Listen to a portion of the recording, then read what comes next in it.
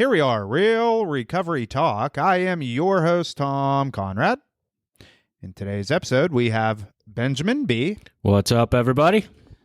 And go ahead and introduce yourself. Everybody, my name is Brennan, and I'm an alcoholic and an addict. Hi, Brennan. So Brennan has an interesting story, and the whole idea behind bringing Brennan on was to share his experience with a topic that is kind of taboo in a certain degree. But first, thank you for watching on YouTube. Thank you for listening to the podcast version of this. If you like what you see, if you like what you hear, obviously leave us reviews. It helps us. It helps the overall cause for what we're trying to do here. And if you notice any episodes or watch any episodes that you enjoy, please feel free to share them with somebody. Same goes for the podcast. Leave us reviews, comments, and if you ultimately want to reach out to us, you can find us at tom@realrecoverytalk.com and ben@realrecoverytalk.com. The email things are right there. So just go ahead and email us, and we'll ask you for your phone number because we want to have a conversation with you about your specific situation. I don't like the whole email thing. I think it's a good introductory, but it's not something that, we want to have context around the conversation with you. And these two are staring at me like deer in the headlights. So just waiting to get on topic here. So Brennan, appreciate you coming on. Obviously I know your story pretty well. I want you to go into detail, a little bit about your history and kind of let's start a little bit at the beginning. Don't give us kind of the elevator version of your drug use and stuff like that. And then there's one particular thing that we are going to spend a large portion of this episode on. So go ahead and introduce yourself, where you're from, stuff like that. Yeah, appreciate it. So my name's Brennan. I'm an alcoholic and an addict from Jacksonville, Florida. Came down here to West Palm to attend the Rock. This is my 8th treatment that I've been to. Kind of grew up, in a typical middle-class family. Parents were loving, tried to support everything, that I was doing. When I was 6 years old, I broke my jaw, and that was kind of my first exposure to being on, any kind of mind-altering substance. I was on it for quite a while. It was a really horrific accident that I had, so that was kind of my first exposure to, opiates and any kind of mind-altering substance. I was really involved in sports, when I was younger. And that incident kind of took all of that away from me. I wasn't able to play football anymore. I wasn't able to hang around the friends and the community that I had created, through sports. So through that process, I started hanging out with neighborhood kids and, a different group of kids, which kind of led me into, smoking pot for the first time, starting to drink, do things like that. Obviously my life choices, were more focused on doing those things than, more positive things. Kind of fast forward, to high school, that was when I found oxycodone again, got hooked onto that immediately. It was kind of like that lost thing that I had been searching for, and just really right off the rip, ran with it. I turned into a daily user almost immediately. Ended up going to multiple programs for it. Had some bouts of sobriety and, some clean time, but was really never able to sustain any long-term sobriety, through that. I did go to Gainesville, for a treatment, and then that was my first exposure with Suboxone. They put me on that as like a maintenance thing. I actually didn't go to detox. I just went straight to the program, and they put me right on Suboxone. And the kind of plan was, you'll stay on this for a year, and then, eventually we'll wean you off of it. So fast forward 8 years later, I'm still on Suboxone.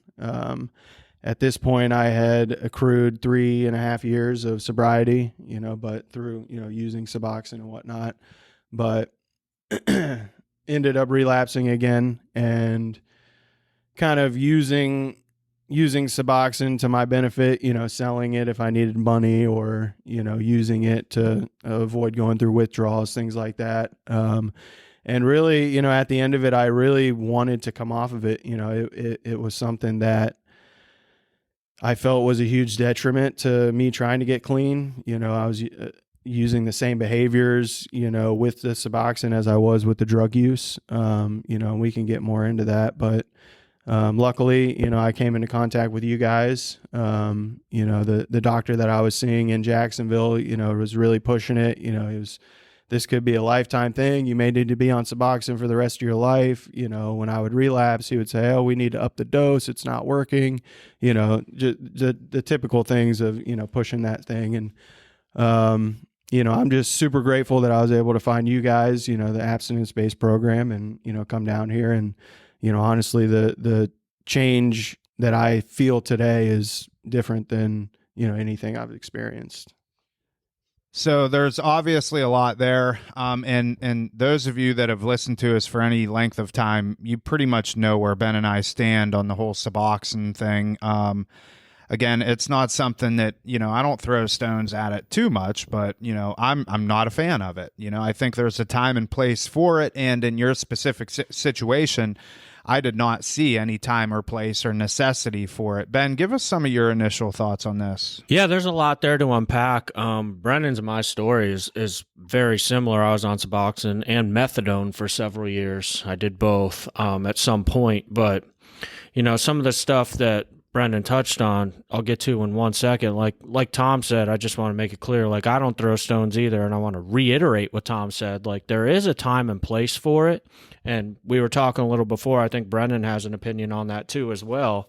At the end of the day, for me, I was put on, first it was methadone, but the thing was with the methadone, literally, I remember the therapist and the treatment team at this center in Minnesota, they told my mom, which she ended up disclosing to me, they were literally just told her, "Your kid is going to die. We're just trying to keep him alive." They were actually an abstinence-based program, and I was the first suggestion ever to go on a MAP program, methadone, and they allowed me and made an exception into their program just because they were like, "This kid is on death's door. He's, no matter how bad he wants to stay clean and sober," because I was giving 100% effort, they were literally just said, they were putting me on methadone to keep me alive, and which beats the alternative, and that's why I don't throw stones at Suboxone and methadone.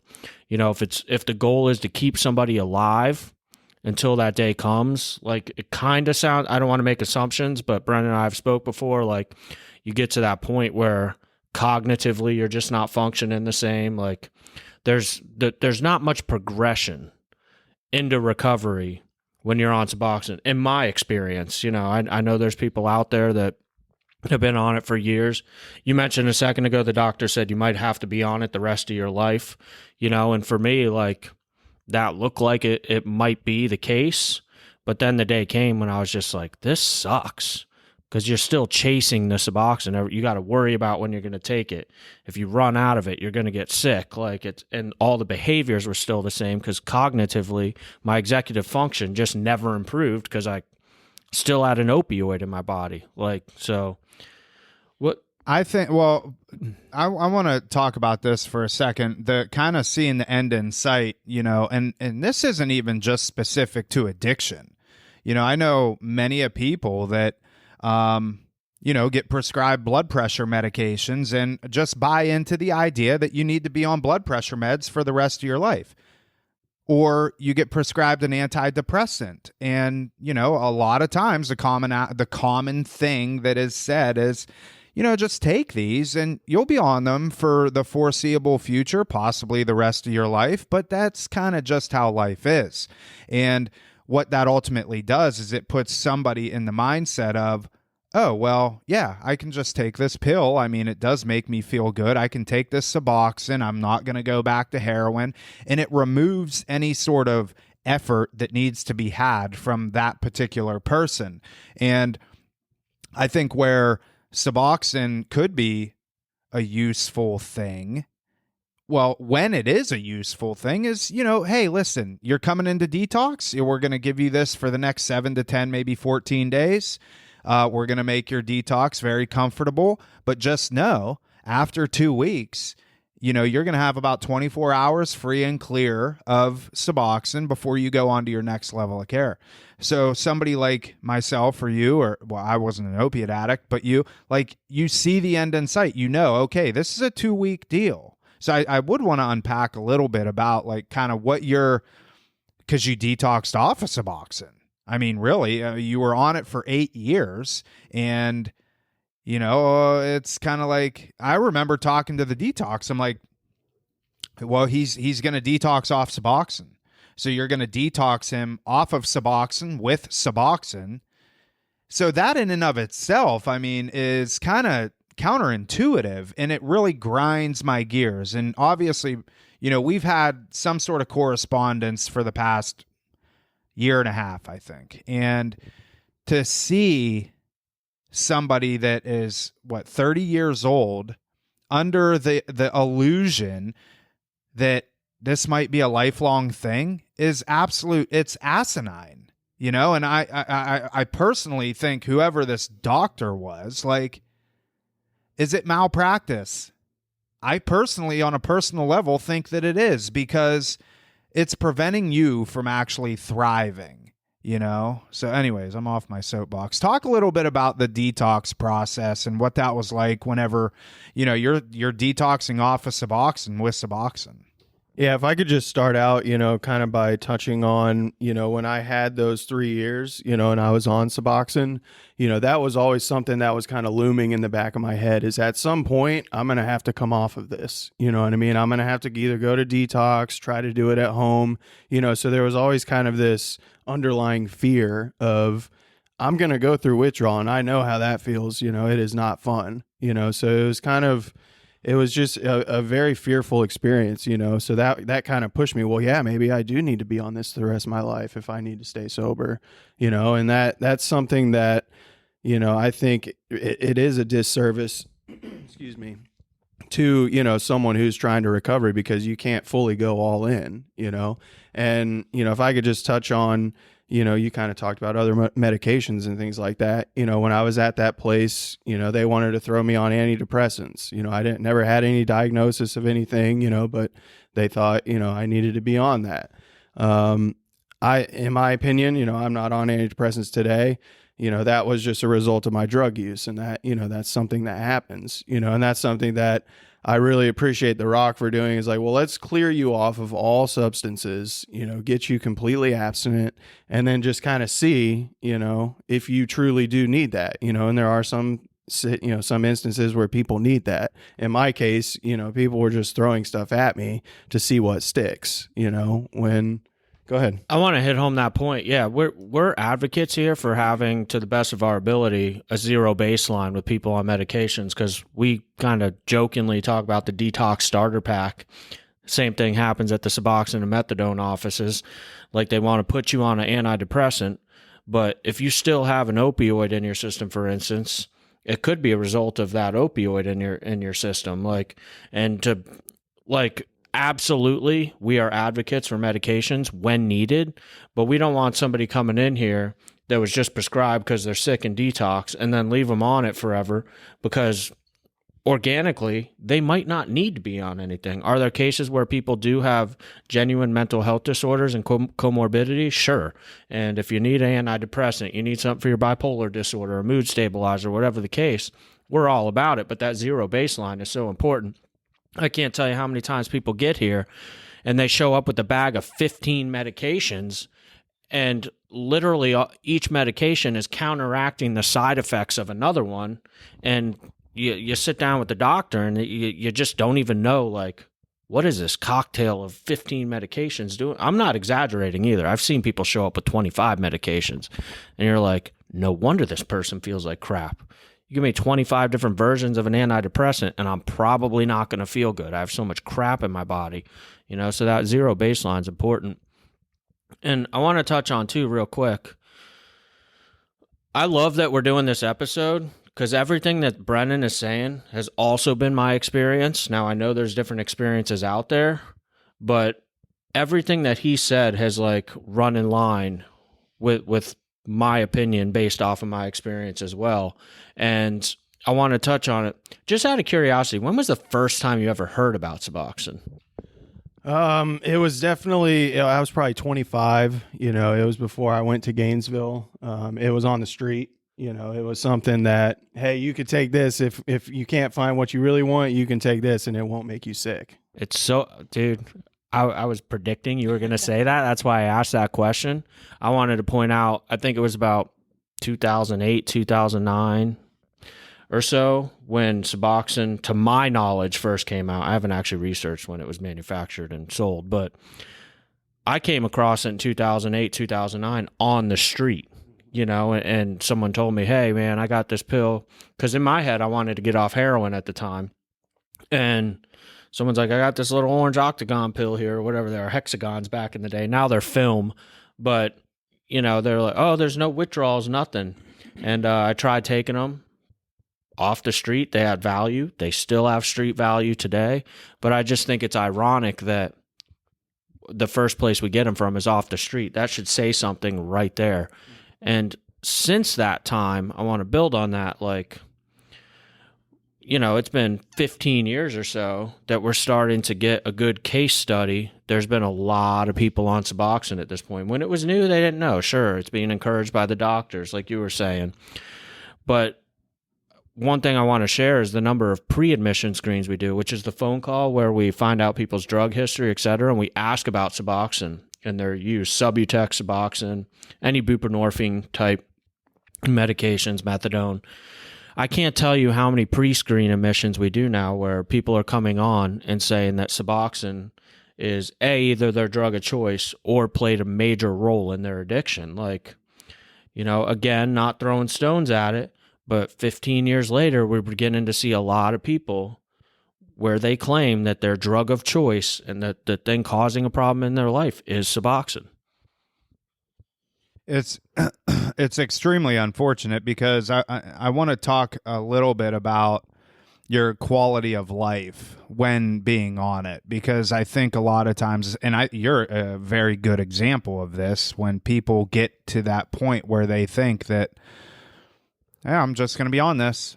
What was your quality of life while you were on it? And I mean, we're talking 8 years worth, roughly. Yeah. What was your quality of life like? So I think, Ben kind of touched on it a little bit. It was definitely a fearful thing, because it was just like I was using, so that, this even goes into when I was, sober, not using. It was something that I had to wake up immediately. First thought that I had, I got to go take my, Suboxone. If I was going out of town, I had to plan, what if I'm in between scripts and, I can't get to the pharmacy, so it was still kind of those like drug seeking behaviors, and it was a daily thing. The mental part of that, is it's kind of dark, because you're just constantly, towards the end of the day, starting to feel bad, oh, it's not 6 o'clock yet, I'll take a little bit early today, or I'll take a little bit more, to help me feel better. So it's very, very similar to, when I'm in active addiction, and using, whatever it is that I'm using. After being on it for so long, it's definitely,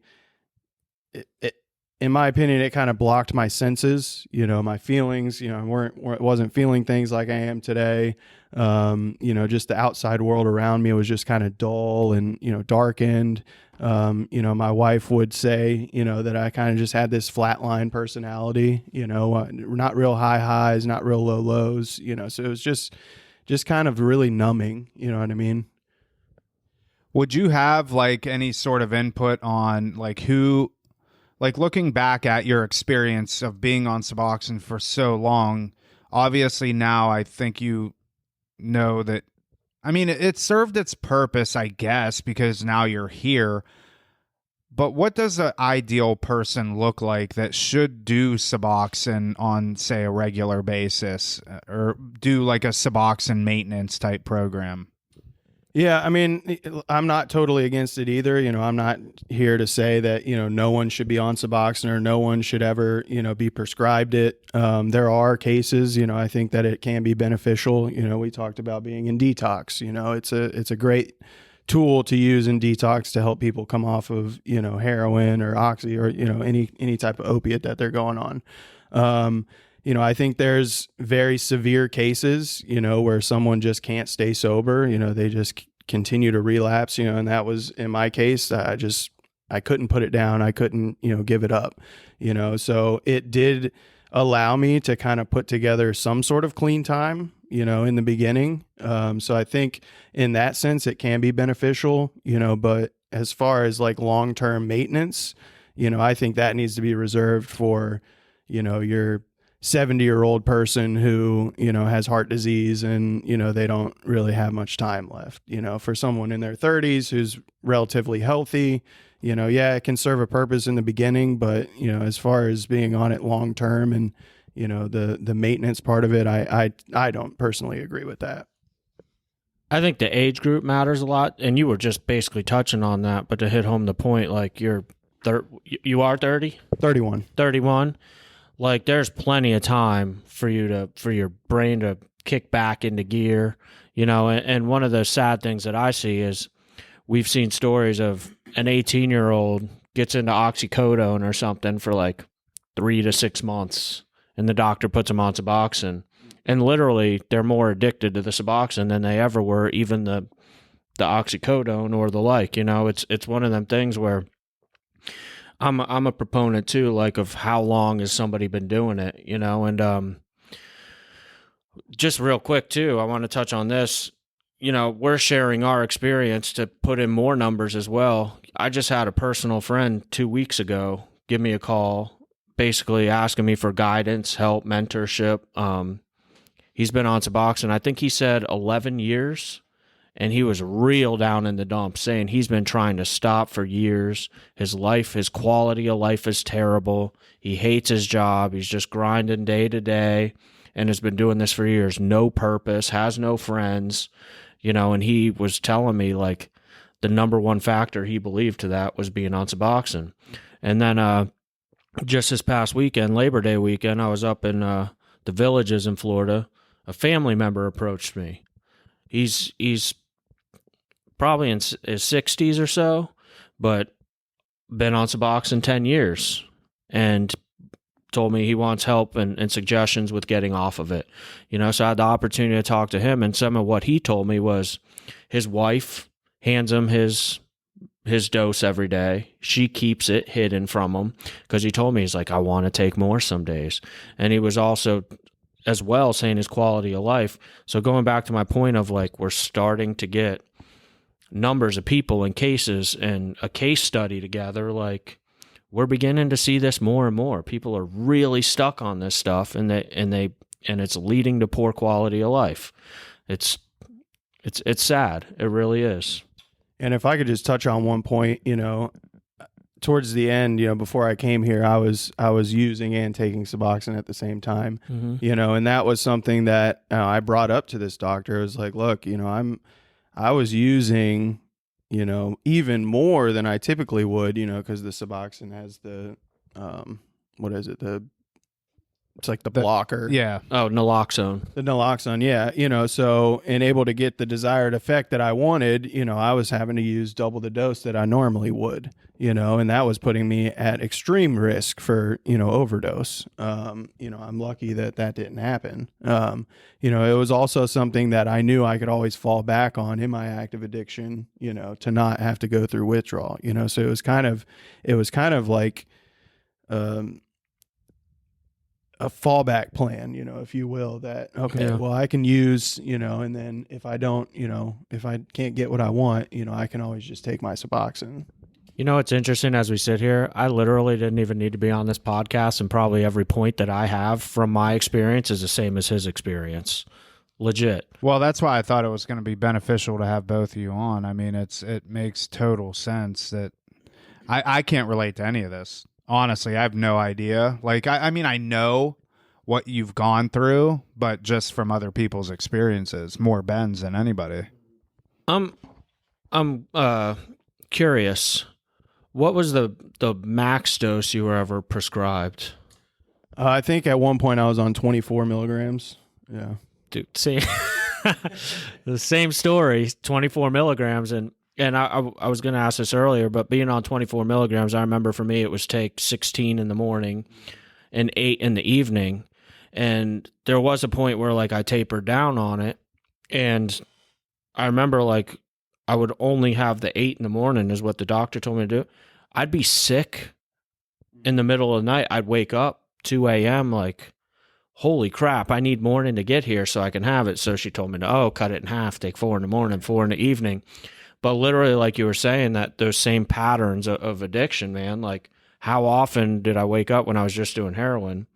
Dope sick, like to get your next fix. I was literally like, God, I don't want to take it too early. It's only 2 a.m. because then I'll be sick. And then you're going to run out of your script. Like it's literally the same thinking pattern, And the hardest part too, I want to throw it out there. I don't know about your experience with this. I'm going to guess it's the same at the rate we're going. But it was going from literally 1 milligram to 0 that was the hardest. Going from like 16 to 8, I didn't feel good. Going no from big 8 deal. to 4 didn't feel good. It's that going from the littlest amount to 0. I mean, I remember being on my own, literally with a razor blade, cutting the skinniest like spaghetti strips off of it and taking I was so desperate to get off of it that's how I was doing it. Like just such a small piece. And then I'd wait like 15 minutes to see if I felt a little better. If not, take another little tiny small sliver. Like I was desperate to be off of this stuff. And those were the methods I was using. Yeah, definitely same experience. Yeah. See, that's where I can't even believe people being okay with this situation, doctors in particular, and a lot of, unfortunately, a lot of rehabs out there are, pushing this stuff. A lot of insurance companies are okaying stuff like this, and it's really sad and disheartening. And you're finding fewer and fewer abstinence-based treatment centers as time goes on. And I think it's because, well, I don't know. I mean, without getting into conspiracy theories. I'll just address the elephant in the room on that one. Insurance companies want to see people on Suboxone. Treatment centers open up knowing that. They do their utilization review. I mean, how many times, if we're transparent, do they ask about our clients' willingness to do MAT? Oh, client's not willing to do MAT. And in the back of my head, as I'm reading these notes, I'm like, duh, they want to be completely clean and abstinent, but they really, really push it. And insurance companies will give people treatment. They'll cert the day, so to speak, and they really want to see that, thinking that it's a better outcome, and it's not, most of the time. It is. I mean, it's a better outcome for the insurance companies because, the harm reduction model is, just go on Suboxone for however long, ever, at least it keeps you out of treatment.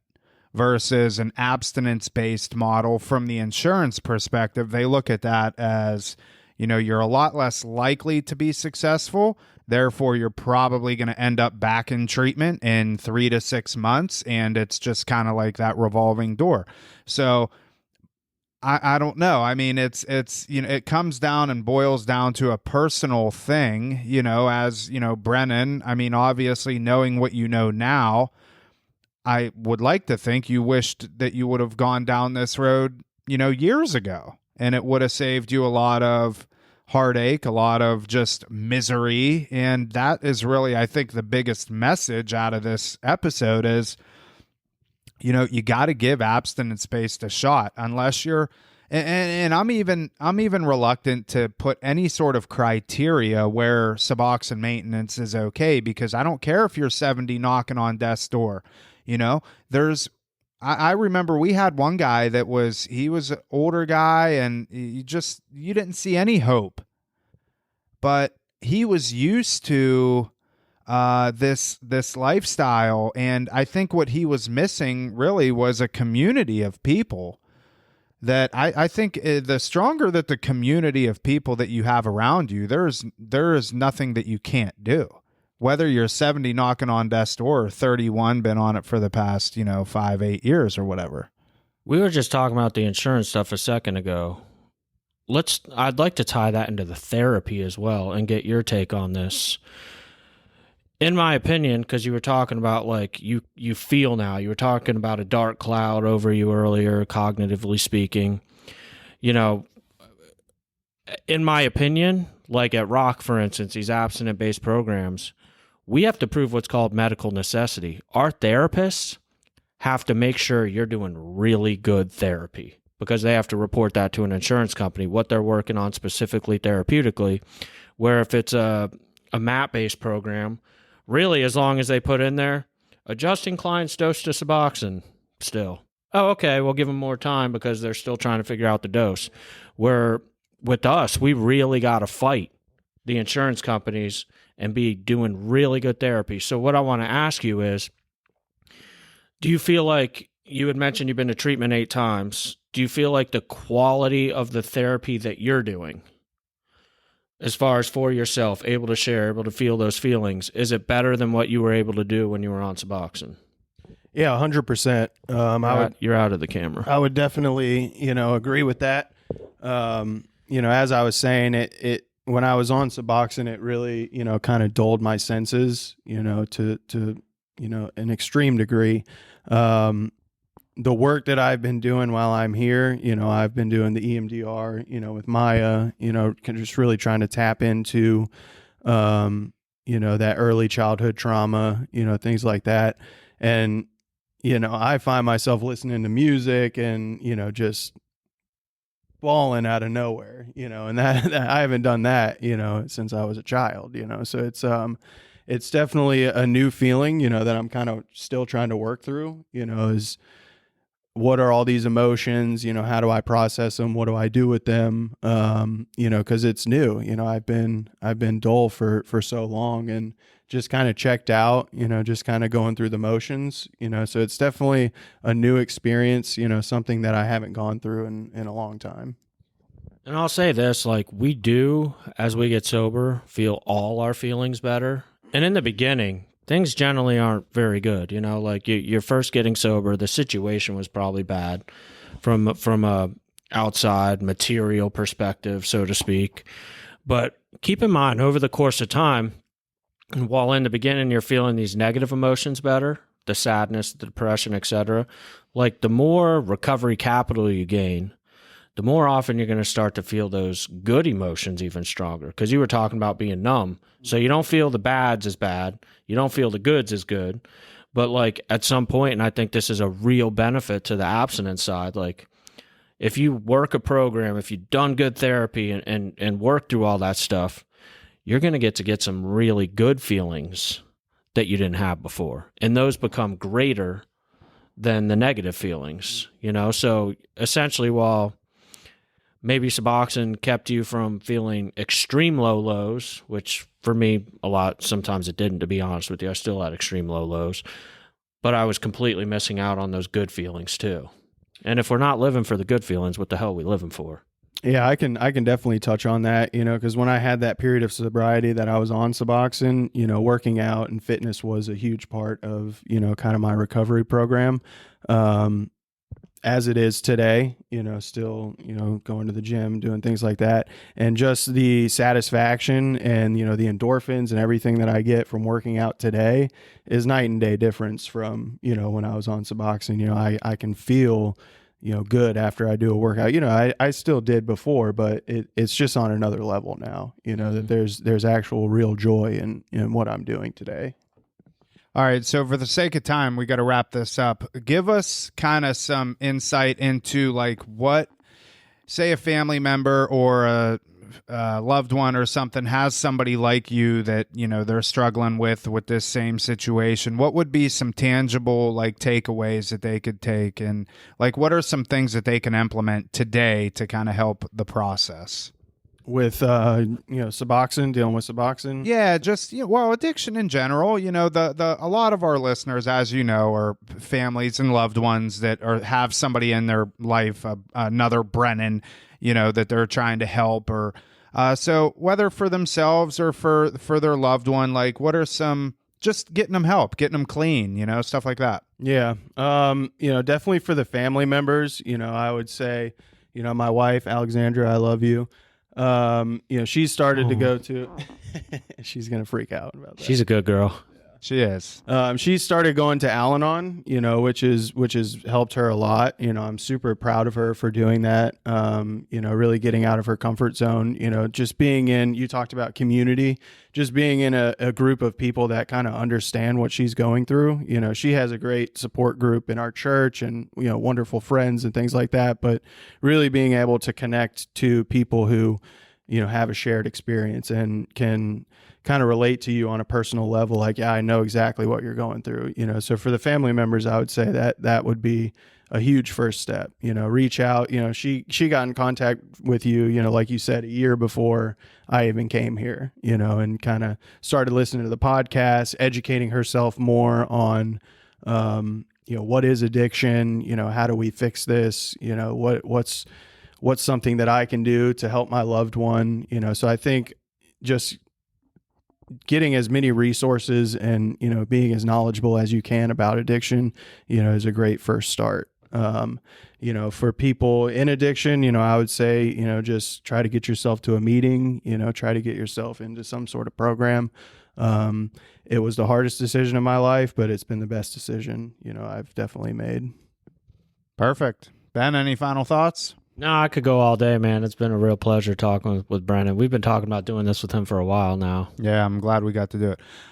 Yeah, I appreciate you guys having me on. Awesome. All right. So listen, if you yourself or a loved one has struggled or is struggling with Suboxone, methadone, whatever the case, or any sort of substances, obviously, like at the beginning of the episode, I said you can reach out to us, Tom at realrecoverytalk.com, Ben at realrecoverytalk.com. If you like our content, if you like everything that we're doing here, please leave us a comment, some sort of review, suggestions on maybe some other stuff that we can record. And I do apologize because these lights that I had back here that make all the fancy blues and everything else, the batteries died. And now it kind of just looks like a lighted up desk and three dudes sitting around it talking about drug addiction. If you didn't have some battery die in every episode, when Story of that my day life. comes, I'll get you lunch, wherever you want. It's the story of my life. So, Brennan, again, thank you for coming on, and definitely know that this is going to impact a lot of people. And ultimately, what we're trying to help people do is turn their mess, which you can't see this, but I have a nice neon light up there, which you've seen in past videos, turn your mess into your message. That is it. We will see y'all later.